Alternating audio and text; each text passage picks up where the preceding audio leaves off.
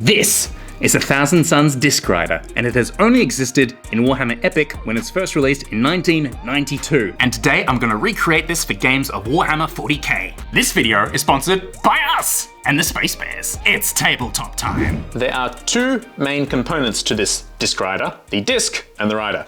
I know, it's outrageous stuff. Now, the disc was originally a screamer of Tzeentch, those big stingray-like demons that you might see in all the artwork. Now, this one is sort of designed like a underwater sea slug, which is too cute for what I want to do here. The other half of this is, of course, the rider. And here we have one of the Thousand Suns Marines holding what appears to be a heavy bolter on his shoulder, which is extremely damn cool. With all that in mind, I'm gonna start sketching and coming up with ideas for how I can best recreate this, adding my own artistic flair and license to what I'm going to create. So, let's throw the model on the floor and get down to it.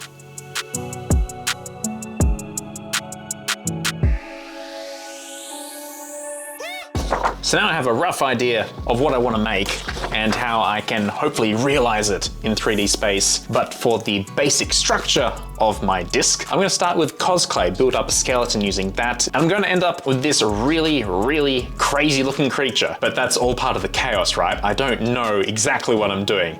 So let's go get some parts.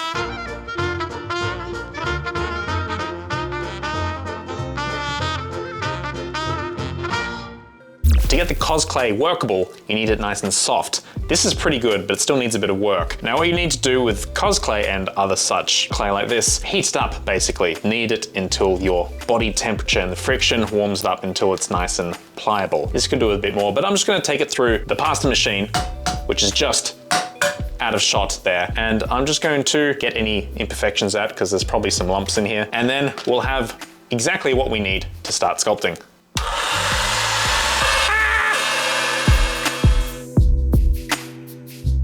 Noodle.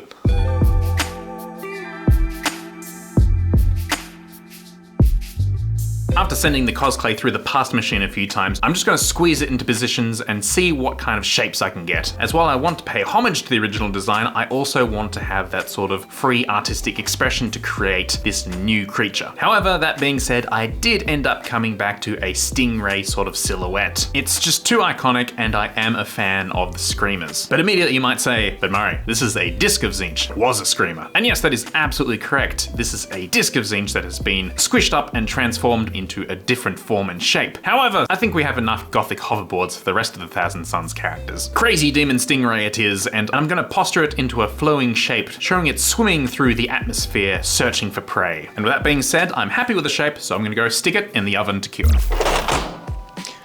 Now that's cooking away, it's time to go start on the actual rubric marine that's going to be mounted on top of the disc. So let's go build that. Now, while I rummage around through my own parts and whatever the studio has to offer to build a Thousand Suns marine, it occurs to me, why am I building this in the first place? And really, why does any hobbyist build the things they build? Is it a drive to create something no one has ever seen and impress everyone with their prowess and imagination? Or are we just all sick in the head? I like to think it's a healthy combination of both of them. However, that doesn't stop me from acknowledging that what I'm building is quite silly. It is a giant angry demon stingray with a little man gunning on the top. Something this bizarre could only exist in the world of Warhammer, and that's why we love this IP. Now, my plan is to recreate this model as closely as I can, which means finding some sort of really large gun. And while I now have a Chaos Heavy bolter kindly provided by Dave, complete with amazing filigree, it's just not quite big enough. I really like the chunk. That's why I'm going for the aesthetic of the chunky heavy bolter rather than the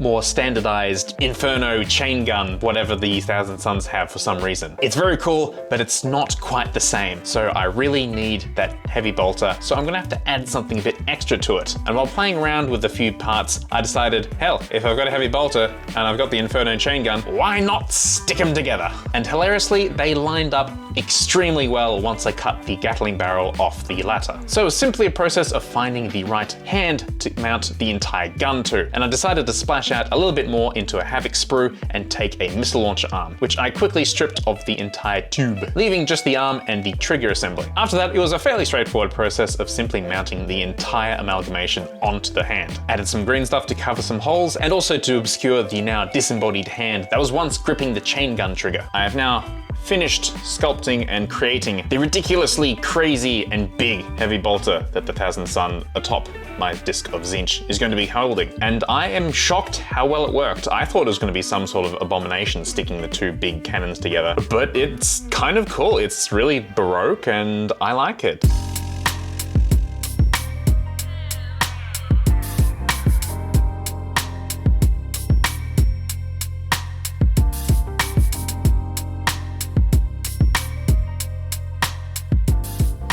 Okay, I have a problem. I did a oopsie. I did a big oopsie. No, it's not that big of an oopsie. It's still an oopsie. I put the temperature of the oven on too high. I was paying more attention to the timer and not the temperature. It should have been at 120 degrees Celsius and it was on like 175. Oopsie. So there was a little bit of a smell here. However, the bubbling that has occurred here is fine. It suits the demon, but it started melting and you can see there is some flat areas now in about precisely the area that I wanted to attach it anyway. So I am going to use this as a win and not a complete failure on my part. Lessons here, pay attention to the damn temperature. It's kind of important with an oven. Back to sculpting!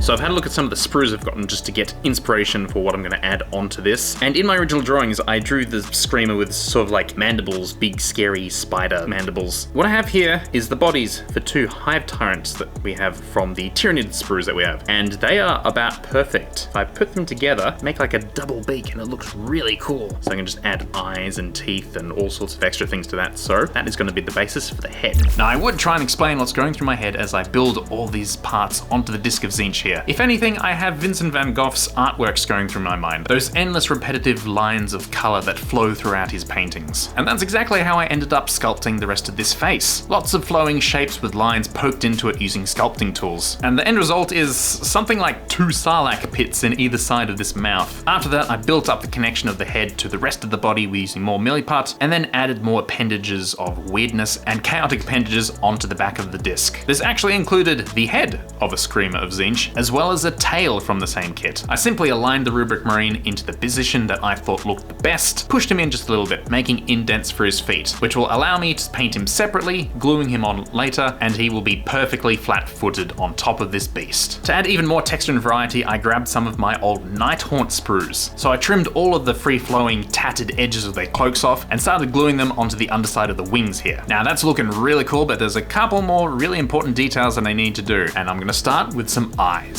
I'm going to apply an odd number haphazardly onto the face of this creature, making them as glaring and squinty as possible. Then I moved on to the back of the disc, as there is definitely a lot of free real estate here. Do you say it's free real estate? I did. I'm going to roll out some nice long noodles of milliput and try and inlay a really cool pattern. This will both help to break up the negative space, also really tie it to the weird arcane nature of the Changer of Ways. Then for the cherry on the top, it's time to add just a little something extra to the mouth, or one of the mouths. And this is actually from the old Fantasy Wood Elves Treeman kit. So with an addition of some super glue and just a little bit more milliput, I'm going to fix this straight into the center of the mouth. And voila! My disc of Tzeentch is complete. Then there's only the simple matter of gluing it onto the base. To recreate the basing for the rest of my Thousand Suns army, I'm going to use some modeling paste. Whether it's texture paste or modeling diorama paste with sand or grit or whatever is in it, you can recreate this effect pretty damn easily. And it's honestly not that hard. So first off, I'm just going to slather the material all over the base, putting it on with a thickness of fairly thick mud. Then I'm going to grab a sculpting tool. Something with a nice rounded flat piece would be perfect, something resembling a small spoon. Then I'm going to dunk the tool straight into the water to get it nice and lubricated. Then without wiping anything off, I'm going to put it straight onto the base and smear a winding pattern across it like I'm spreading something on toast. This will create a really nice beveled contour, recreating the effect of sand ridges. Simply continue this pattern until you have finished the entire base and removed any peaks that are just a little bit too much. And just like that, you've created a desert effect. I'll add some tiny rocks as some debris and a tiny Eldar ruin. And the demon is now glued. Time for some reveals.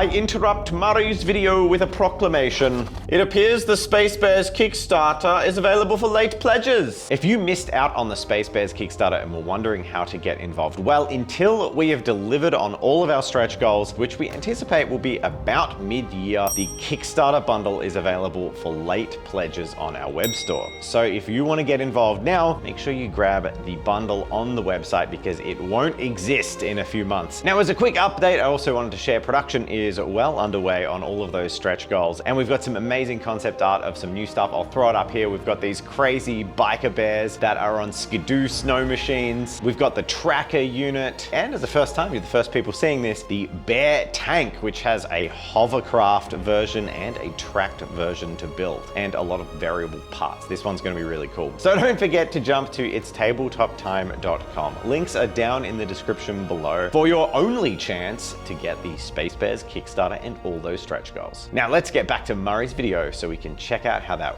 weird worm is coming along. So now that I've completely finished making the model, it's time that I get to paint it. But how do I go about painting something that isn't real, isn't of this reality? I want to go for some really wild color combinations, stripes, patterns, that mottling, rainbow, merging into other colors, that sort of craziness. But where do you get inspiration for that? Pictures and animals, that's where I always go to. So after some searching, sea slugs were definitely a good inspiration, but I was definitely drawn to something called a dragon moray eel, which has some amazing patterns and luminescence on it. And I think the trick here is not to just completely copy one of these creatures one for one. I'm going to take inspiration and patterns from each thing and combine it into some sort of whirlwind, let's say a chaotic color scheme. And I think that is going to be absolutely perfect for this Disc of Tzeentch. I want this vibrant cacophony of colors, assaulting the Imperium senses before it assaults their throats. Or something dramatic like that, I don't know. It's Warhammer. And really, I think this is one of the big draws to demons. They're so crazy and wild, you can create anything out of them. And that's effectively the crux of why I'm doing this video. Chaos, or specifically demons, have access to anything imaginable, anything unimaginable even. And with that in mind, the question is, why are the ranges so dang small? We have all of uncreation to ponder, and yet we just have a single range of lesser demons for each mono god. Tzeentch in particular gets horrors, flamers, they now have Zangors, and maybe even Mutalith beasts if we want to include those, which is cool. I don't want to diss any of this, but that's kind of it. The changer of ways, the changer and creator of anything. Why don't we have more cool stuff like this? This model was made in 1992. We could have such cool stuff. In the same edition of Epic 40k, we had Tzeentch Silver Towers. How awesome would it be to have that at our command? And this is actually something that Dave and I talk about quite a lot. We are both big fans of Thousand Suns, and we'd love to see more variety in the range of models. Even something as simple as getting a Disc of Tzeentch and putting a Rubikai Marine on it. That in itself is pretty damn cool. That's why I fell in love with that tiny model when I got it. And I just knew that eventually I would have this chance to make this video. So I hope you're enjoying this foray into absurdity as much as I currently am. This is what makes the hobby special to me, and it's why I have this job. But where were we? Oh yes, painting. To get all of these zany colors to blend into each other, I'm going to use a lot of wet blending here, as well as heavily watered down contrast paints to make the process just a little bit easier. The main body will be a shifting hue of yellows, oranges, and pinks. Then I'll use an aqua contrast to create a focal point in those stringy, feathery, fleshy, wingy things underneath. Anyway, they're cool and they're gonna be green now. So I'll blotch on the contrast, then heavily diluting my brush in water, I can then blend it into the rest of the body, touching it up later with some layer paint. And that's pretty much the process for every part of this model. Choose a color, blend it in, touch it up later. If I don't like it, I can always add another color into the mix. As painting something like a demon shouldn't be as constrictive as painting, say, a space marine. Oh no, I got some pink on the white Scar's armor. I'm going to have to clean that up because it doesn't make sense. However, with a demon, he's like, yeah, a bit of pink got there. How'd that happen? Blame one of the gods. It's all good. For one of the final steps, I think the top of the Disc of Tzeentch is missing a little something. And again, drawing from that inspiration of the marine life with all those really nice bands of blue colors, I want to apply some wavy stripes originating from the center of the disc's mount. Then with that done, it's time to start working on final details. Any parts I may have missed, and painting in all the eyes that are around the entire model. Then I can move on to painting the base. For that, I'll base coat the entire sand area in a light grey, and while it's still wet, I'll glaze on some stone colour. This will create a bit more of a natural feel, and then around the edges, I'll create a sort of shadow using a watered down grey-blue. It helps to be fairly free-flowing in this stage, and if anything overflows or gets in the wrong spot, just add some water to your brush and move it back. A final dry brush of white flesh colour, and the sands are complete. Then using stippling and dry brushing, I'll use khaki colours to paint up all the Eldar ruins.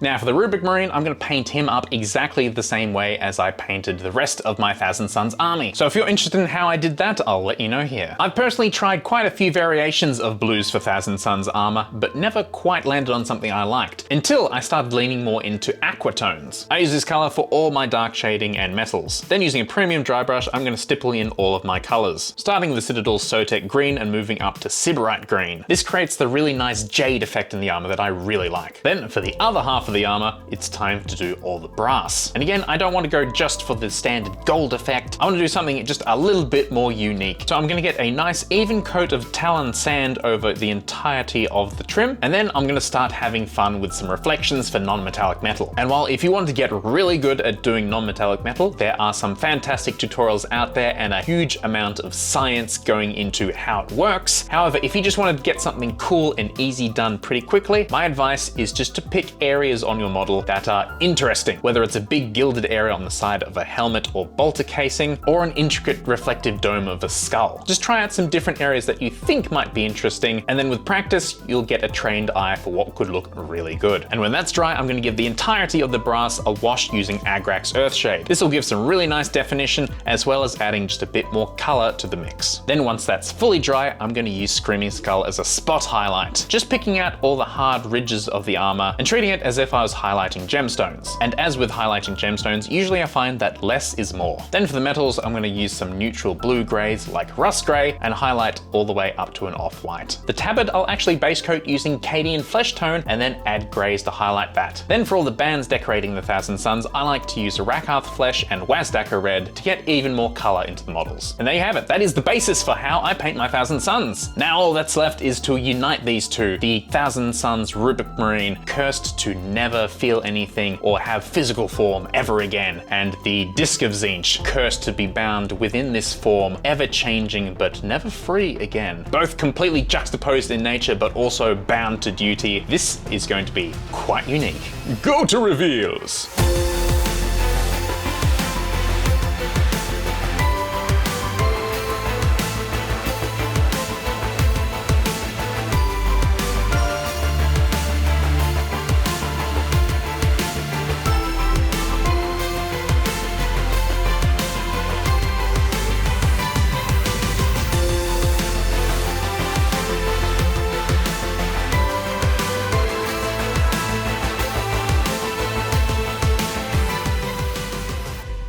And a huge thank you to all of our patrons that support us every month and allow us to do crazy stuff like this. Without your support, we would not be here, and that would be sad, particularly for us. If you would like to consider joining up to our Patreon, we offer exclusive Discord channels in which you can show off your miniatures, talk even more with us, and even take part in our monthly mini review, in which you can show off what you're working on to the rest of the community and get some direct feedback requested by you from us. It's always a highlight of the month for us, and we'd love to see you there. So if that tickles your fancy, the links are in the description below. And there we have it! My Thousand Sons Disc Rider is complete and looks spectacular. It's so zany and weird. I'm really happy with how this turned out. I was a bit concerned about the vibrancy of the colors, maybe it was a bit too much. All in all, I'm so happy with this. I'm quite proud of myself for having done all these different little conversions and additions. The Hiveguard carapaces for the face turned out so well. I'm really happy with that. We've got all the Nighthaunt capes that just became those sort of fleshy tendril gills, which is disgusting and I love it. We had one of the tentacles actually broke off and I just decided to roll with it and I drew teeth and an eye on it. That was really fun. I was really happy with how that actually salvaged itself, and I hope that you also enjoyed this journey as much as I did. So if you would consider hitting that like button down below, even the subscribe button, and links are in the description below if you would consider joining our Patreon. But until then, I hope you enjoy this nonsense, and I will see you in the next video. Goodbye.